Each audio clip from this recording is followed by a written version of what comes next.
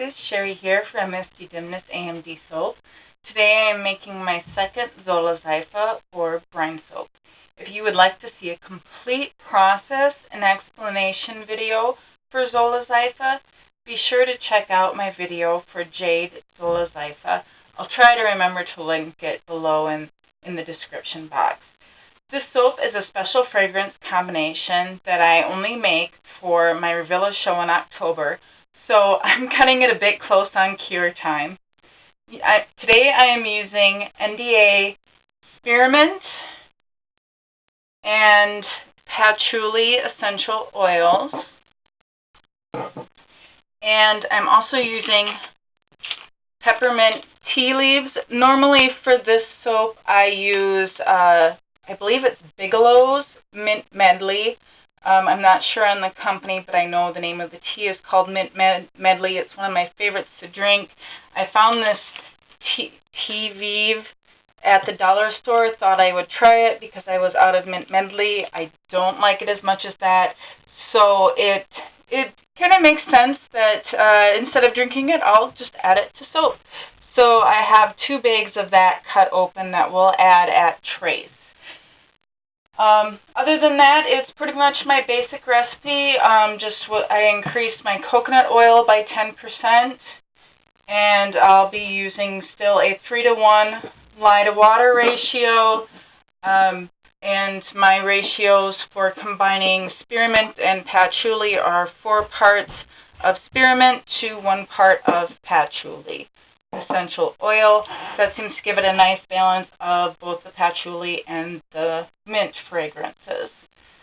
So I'm going to, in my lye water, I have already dissolved my dendritic salt. That's 1.7 ounces of salt.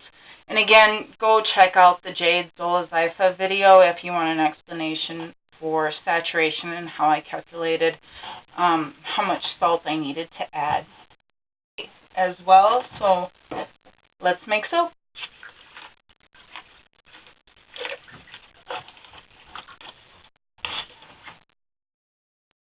So because it is rather cool in the soap lab today, I did add my lye to my oils and gave it just a really quick stick blend.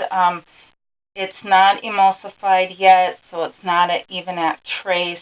And now I'm going to go ahead and add my essential oils, and then I'll stick blend it to a light trace before we add our peppermint leaves.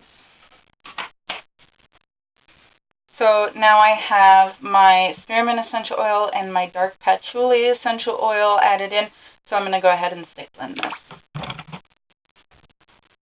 So now we are at a really light trace, but it should be thick enough to support our tea leaves. So we're going to go ahead and add them. I just want to give a quick apology for any background noise that you hear. My 2 nieces are here hanging out with us this week. So needless to say, having 3 girls ages 7 to 8 in the house is a bit noisy. And these I'm just going to go ahead and hand stir in. You'll notice there's not a whole lot of them. It's really, really light because I don't want this soap to be scratchy. The tea is more there just to give it a nice, kind of a cool look.